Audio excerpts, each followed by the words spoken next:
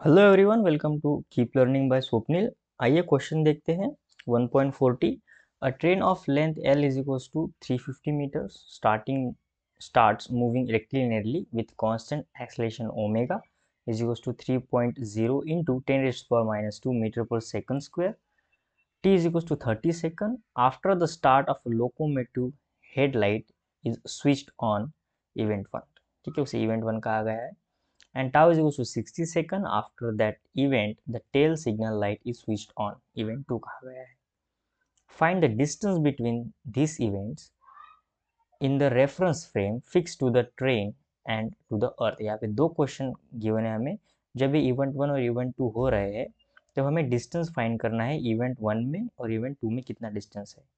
पर यहाँ पे क्या क्वेश्चन पूछा है, with the frame of reference, यानी ट्रेन को फ्रेम ऑफ रेफरेंस ले लो, या फिर आप ऐसे समझ लो कि ट्रेन में मैं खुद बैठा हूँ और अर्थ यानी ग्राउंड पे ऑब्जर्वर देके उस इवेंट को देखो, वहाँ पे क्या डिस्टेंस में मिल रहा है वो देखो। ये हो गए दो क्वेश्चंस।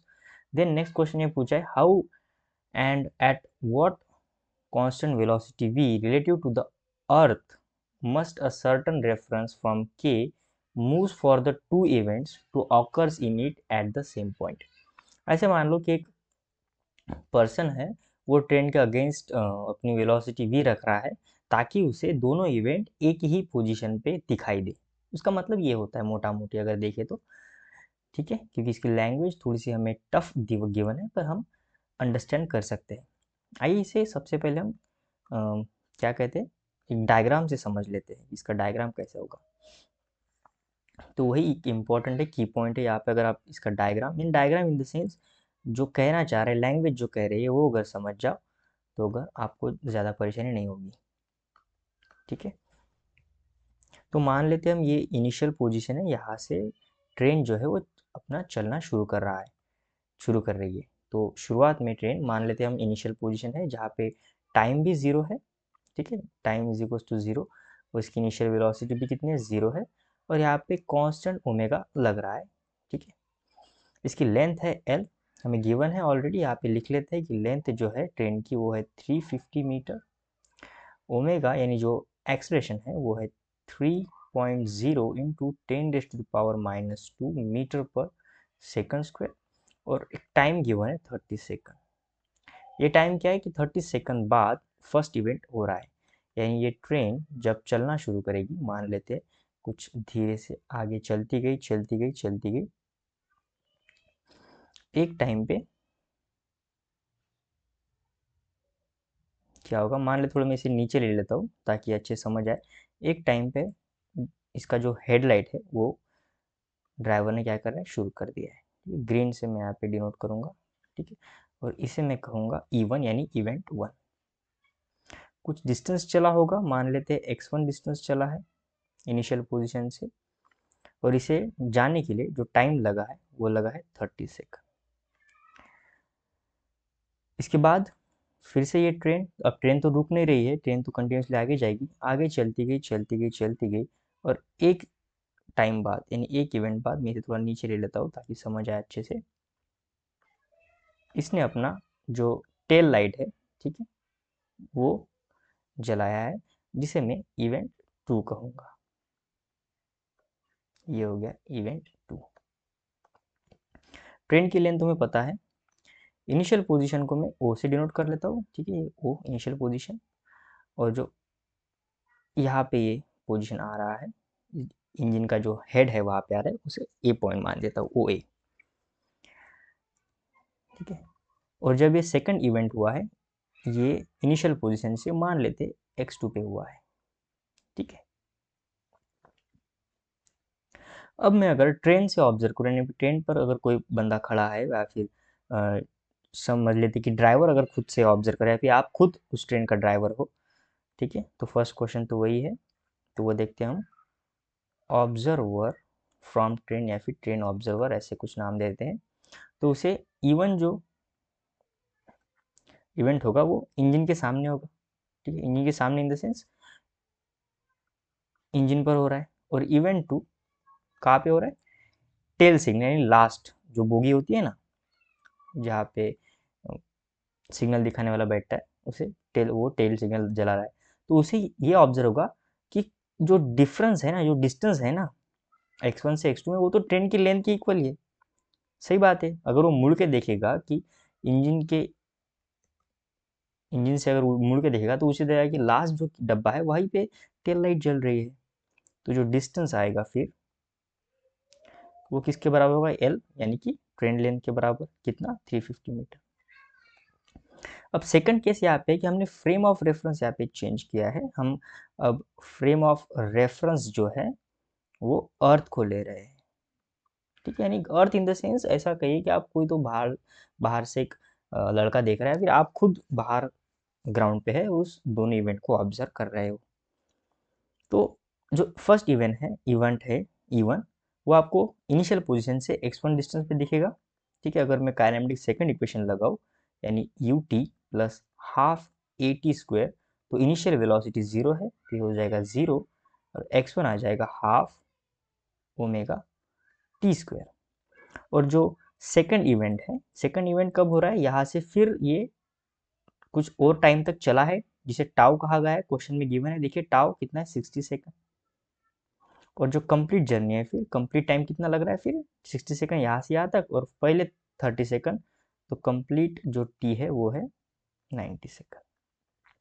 ठीक है, तो जो नेक्स्ट इवेंट हुआ है ओरिजिनल पोजीशन से x2 डिस्टेंस पे हुआ है, तो वो दिखाई देगा, इनिशियल वेलोसिटी तो 0 है, हाफ ओमेगा टी, यानी पहले जो टाइम चला है वो, प्लस टाउ, इसका स्क्वायर। यहाँ पे वैल्यूज पुट नहीं करेंगे हम। ठीक है, क्वेश्चन को सॉल्व करते सबसे पहले। इवेंट 2 कब कहाँ पे हैपन हो रहा है, x2 पोजीशन पे, और इवेंट 1 x1 पोजीशन पे। अगर मुझे दोनों का डिफरेंस चाहिए तो ये डिफरेंस चाहिए। मैं इसे थोड़ा रेड कलर में दिखाता हूँ। ये डिफरेंस यही तो होगा ना E1 और E2 में डिफरेंस। इवेंट 1 और इवेंट 2 में जो डिस्टेंस है, वो जो डिफरेंस है, वही डिफरेंस मिल रहा है। ठीक है, सो नेक्स्ट पेज पे हम यहाँ पे सॉल्व करेंगे further. Event 2 happen at x2 position. ठीक है, इवेंट कहाँ पे हो रहा है, x2 पोजीशन पे हो रहा है। Event 2 happen at x2 position. ठीक है, और x2 प्लस एल जो है वो कंप्लीट OA के बराबर है। एक बार देख लेते, ये x2 डिस्टेंस प्लस ट्रेन का लेंथ O से लेके A तक है कंप्लीट। ठीक है, तो यहाँ से x2 आ जाएगा, और OA जो कंप्लीट लेंथ चली है गाड़ी, वो कितना चला है। ठीक है, यहाँ पे x2 नहीं, OA होगा। ठीक है, क्योंकि मैंने दोनों टाइम ऐड किए हैं कंप्लीट टाइम, तो ये OA हो जाएगा। ठीक है, OA, क्योंकि t प्लस टाउ, यानी टी तो यहाँ से लेके यहाँ तक चला है ना, फिर यहाँ से लेके फर्दर आगे टाउ टाइम चला है, तो ये कंप्लीट हो गया। O से लेके A तक ये डिस्टेंस हो गया, O से लेके A तक। ठीक है, तो OA कितना हो गया, उसी वैल्यू को पुट कर लेते हैं, half omega T plus tau square. ठीक है, अब इसे सॉल्व करते हैं, ये माइनस एल इधर आ जाएगा। इसे सॉल्व करते हैं हम, x2 इज इक्वल्स टू, ठीक है, x2 को यही ले लेते हैं। अब अगर मैं ग्राउंड फ्रेम से देख रहा हूँ तो मुझे क्या दिखेगा, x1 माइनस x2, ये डिफरेंस दिखना चाहिए। अब x1 कितना है, half omega T square, minus ये कितना है, half omega T square, T plus tau का स्क्वायर,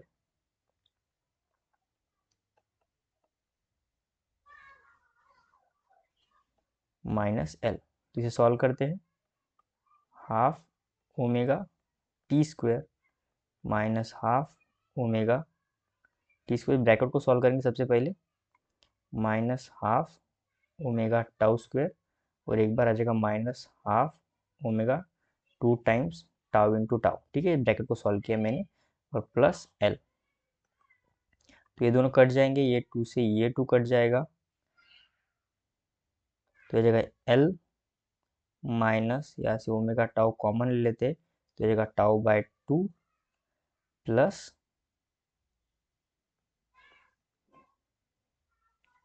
टी।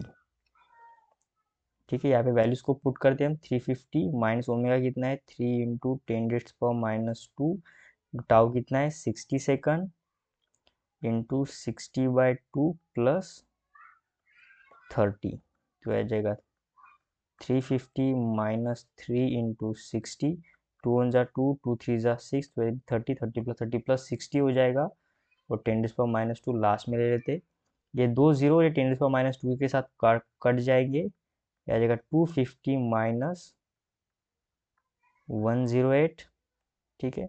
इसका जो आंसर आएगा वो आ जाएगा 242 मीटर, ठीक है।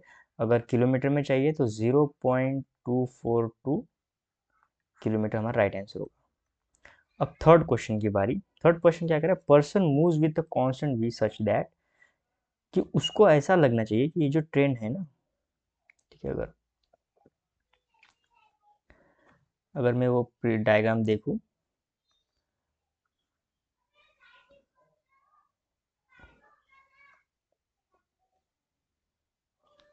तो ये x1 डिस्टेंस तक ट्रेन चली है सबसे पहले फर्स्ट, ठीक है, और फिर कुछ देर आगे चली है ये x2 डिस्टेंस।